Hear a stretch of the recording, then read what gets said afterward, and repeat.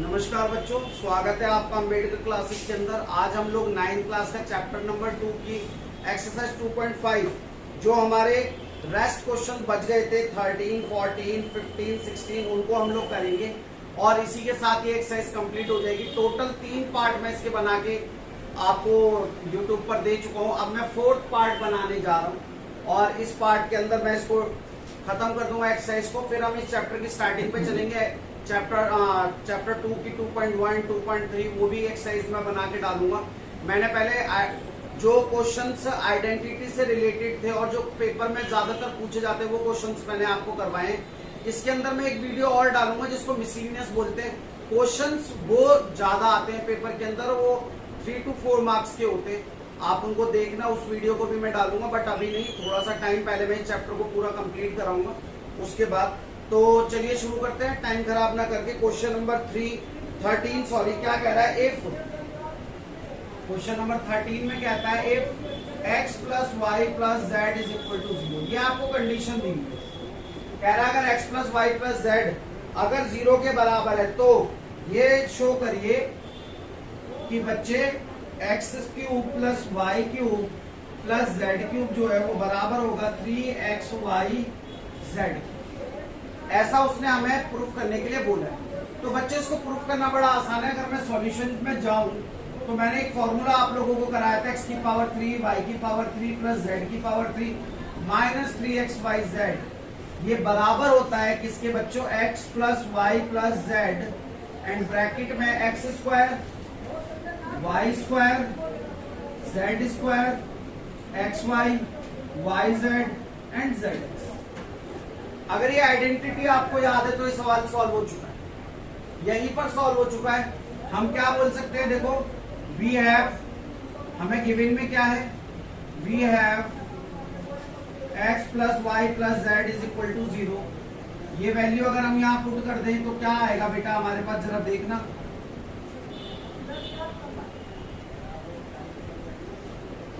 0 bracket में x square plus y square plus z square minus x y minus y z minus z. और आपको पता है किसी भी नंबर में अगर 0 का मल्टीप्लिकेशन कर दिया जाए तो वो पूरी टर्म 0 हो जाती है, तो ये भी 0 हो जाएगा। That means 0 is equal to x cube plus y cube plus z cube minus 3xyz। Now x cube plus y cube plus z cube इसको उधर लेकर जाएंगे तो क्या हो जाएगा? 3xyz। और यही तो हमें प्रूफ करना था, शो करना था, तो हमने शो कर दिया। नीचे लिखेंगे शो, हैंस प्रूफ। हमने इस चीज को प्रूफ कर दिया या शो कर दिया। तो देखिए कितना आसान सा सवाल था, बस आपको ये आइडेंटिटी याद होनी बहुत जरूरी थी। सभी बच्चों को समझ में आया क्वेश्चन? ओके, चलो अब इसको आप लोग नोट कीजिए, फिर हम नेक्स्ट क्वेश्चन करेंगे। Note it down please.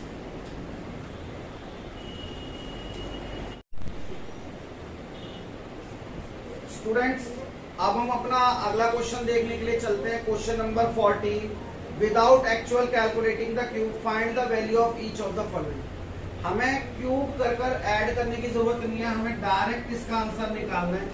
तो क्या है पहला क्वेश्चन? फर्स्ट पार्ट क्या है? -12 whole cube plus 7 whole cube plus 5 whole cube. ये क्वेश्चन दिया हुआ और कह रहा है इसको एक्चुअली कैलकुलेट नहीं करना है और उसको कैलकुलेट किए बिना आंसर निकालना है। तो देखो, अभी मैंने आप लोगों के कंडीशन ऊपर सॉल्व कराई कि if x plus y plus z is equal to 0। If अगर ऐसा है तो बेटा x cube plus y cube plus z cube जो है बेटा वो बराबर होगा 3xy जेड की। ये अभी हमने करा।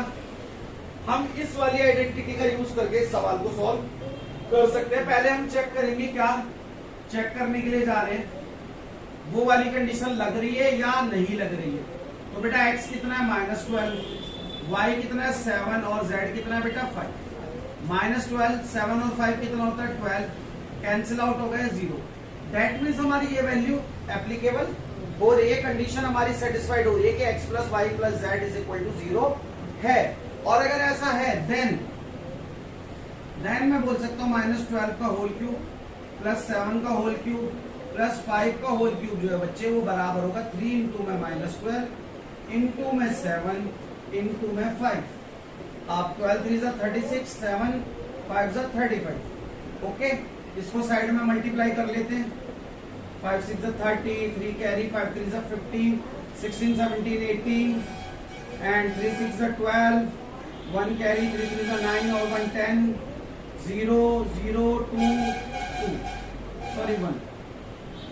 कितना आ रहा है बच्चों? 1 2 0 0 minus. That means that is our answer.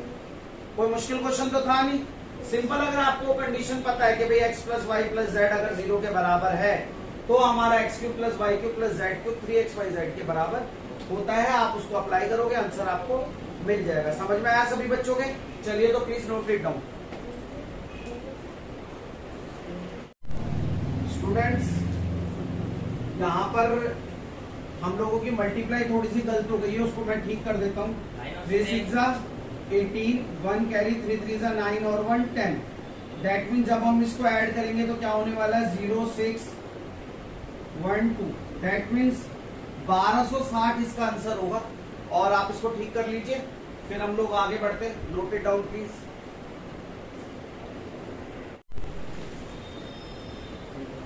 तो स्टूडेंट, ये क्वेश्चन अभी आपने देखा। अब नेक्स्ट क्वेश्चन की तरफ चलते हैं। मैं इसको रब कर देता हूँ, ठीक है?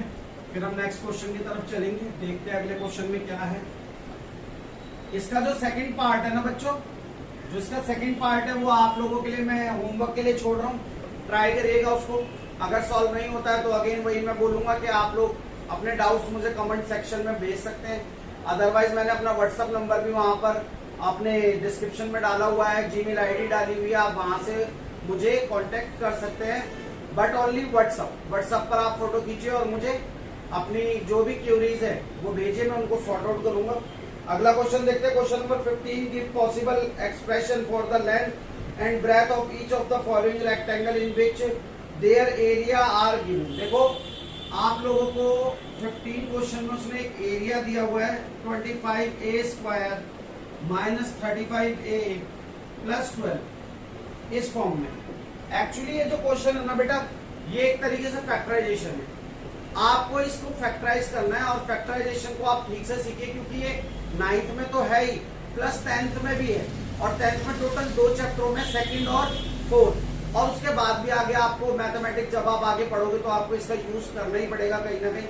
तो इन चीजों को अभी से अपना स्ट्रॉन्ग करते चलिए, क्योंकि ये बेसिक चीजें जब ये आपको आती है तो अलजेब्रा में बहुत जगहों पर ये यूज होता है।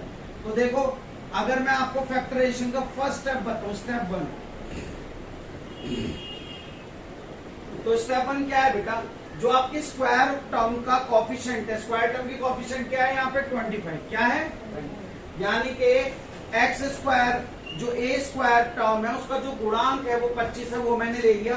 और पीछे से कांस्टेंट टर्म यानी कि अचर पद को आप ले लो और इन दोनों की मल्टीप्लाई करो। तो देखो, मल्टीप्लाई करने पे कितना आता है? 12 पंजे 60, 6 12 दूनी 24, 24 और 6 300। कितना आया बेटा? 300।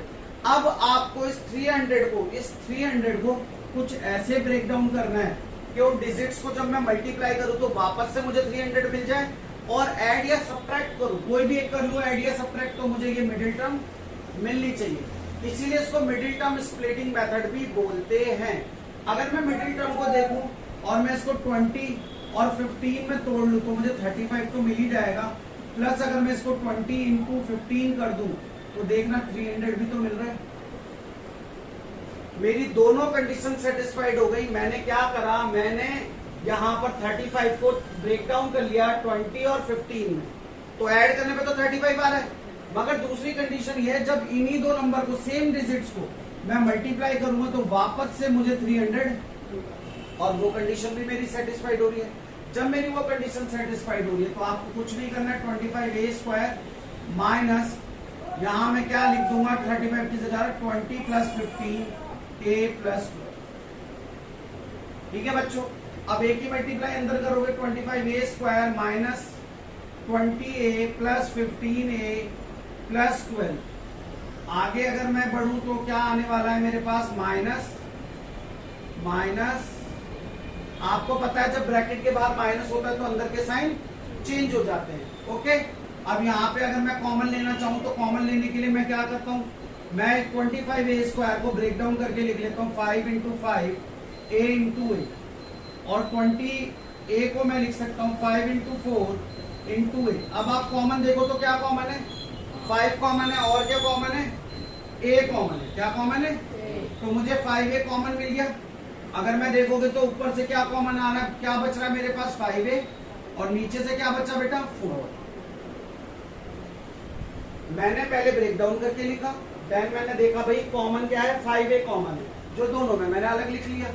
जो बचा पहले 25a में से बचा था 5a, फिर माइनस का साइन, फिर नीचे वाले 20a में से बचा था 4, वो लिख दिया। अब जो बीच वाला साइन है उसको उतार देंगे एज इट इज।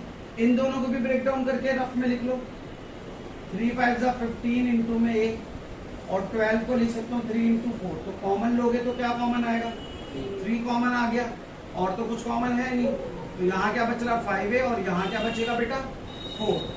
ये बताओ अंदर साइन कौन सा आएगा, प्लस आएगा या माइनस, क्योंकि बाहर माइनस आ चुका है इसीलिए साइन चेंज होगा। तो यहाँ क्या आएगा बेटा माइनस। ये इसकी वजह से बदला है, ये माइनस था इसीलिए इस प्लस को मुझे माइनस। अब पूरे में से कॉमन लोगे तो क्या आएगा बेटा 5a माइनस 4, और बचा क्या 5a माइनस 3। अब मेरे पास दो टर्म्स आ गई, इसको बोल लो लेंथ या इसको बोल लो ब्रेथ, इसको बोल लो ब्रेथ या इसको बोल लो, जो आपको अच्छा लगे उसको आप लेंथ बोल सकते हो, ब्रेथ बोल सकते हो, क्योंकि जो हमारी इक्वेशन थी वो रेक्टेंगल के एरिया को रिप्रेजेंट कर रही थी। जब हम फैक्टर करेंगे तो जो आएगा वो किसको रिप्रेजेंट करेगा, उस रेक्टेंगल की लेंथ और ब्रेथ। समझ में आया। इसका सेकंड पार्ट आप खुद करिए, और इसके बाद 16 क्वेश्चन जो है उसको भी आप घर पे खुद ट्राई कीजिए। अगर आपसे नहीं होता है तो उसको कमेंट सेक्शन में मुझसे पूछिए, मैं उसकी अलग से वीडियो बना के जरूर डालूंगा। और आप जितना हो सके प्रैक्टिस करिए। ये एक्सरसाइज यहाँ पर खत्म हो चुकी है, इसके बाद मैं सेकंड चैप्टर के बेसिक से 2.1 से स्टार्ट करूंगा। मैं रिमाइंडर थ्योरम की भी वीडियो पहले डाल चुका हूँ, उसको भी आप देखिए। जब मैं डिवीजन एल्गोरिथम और रिमाइंडर थ्योरम कराऊंगा तो आपको वो काम आएगा, समझ में आएगा। ठीक है, उसी के साथ आप चैनल को लाइक सब्सक्राइब करना ना भूलें। मिलते हैं आपसे अगली वीडियो में, तब तक खुश रहिए, आबाद रहिए। जय हिंद, जय भारत।